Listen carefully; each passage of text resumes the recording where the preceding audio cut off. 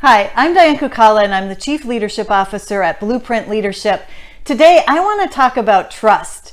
A lot of times people think of trust as being binary. Either we trust someone or we don't trust them. But in actuality, trust doesn't work that way. At Blueprint Leadership, we came up with an acronym, and it's called the ARC, and it describes the different dimensions of trust. Think about trust. The A stands for authentic. We want people to be real and transparent, open and honest.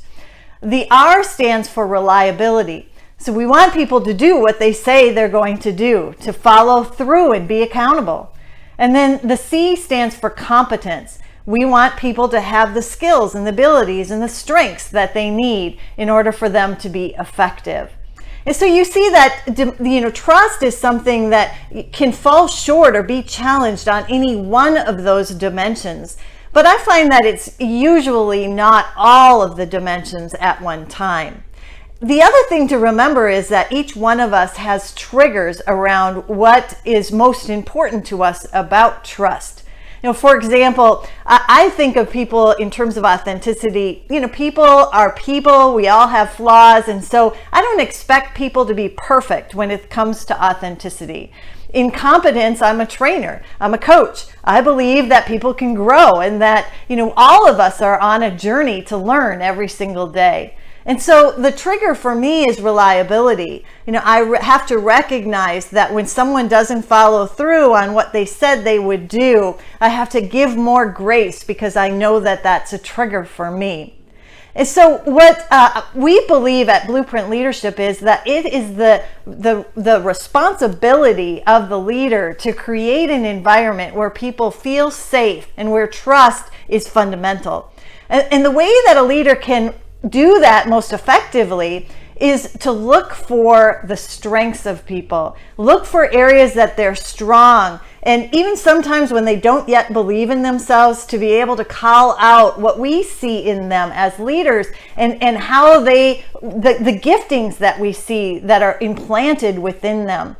And so I have an analogy for that. And it's, you think about a pot of soil.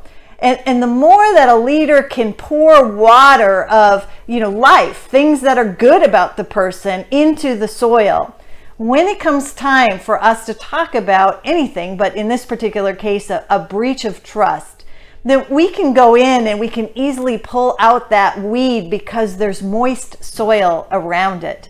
And so leaders, it's your responsibility to create that moist soil so that trust can be fostered, and that when there are weeds that need to be removed, that they can easily be plucked out.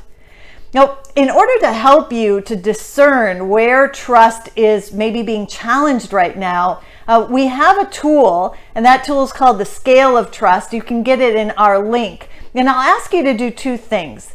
The first thing is look at the scale of trust for yourself.